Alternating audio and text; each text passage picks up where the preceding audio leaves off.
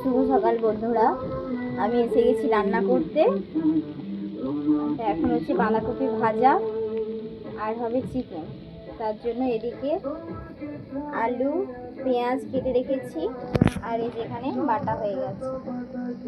শুধু চিকেনটাকে রেডি করে রান্না হবে। আজকের লাঞ্চ মেনু হচ্ছে মাংসর ঝোল আর বাঁধাকপি ভাজা।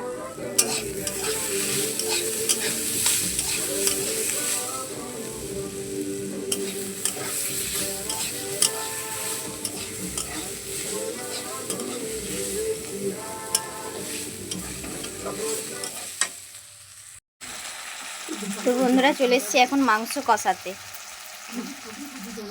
এই যে আমরা দুজন খাবো, মা আর আমি, তাই একটুখানি মাংস নিয়েছি। ভাই বাড়িতে নেই। আর এই যে আলুগুলো ভাজা হয়ে গেছে। কালারটা কেমন হয়েছে সবাই একটু কমেন্ট করে আমাকে জানাবে।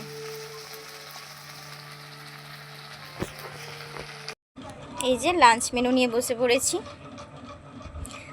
ওদিকে আছে লাল লাল চিকেনের ঝোল পাতলা করে, আর ভাত, গরম ধোঁয়া ওঠা ভাত, আর বাঁধাকপি ভাজা।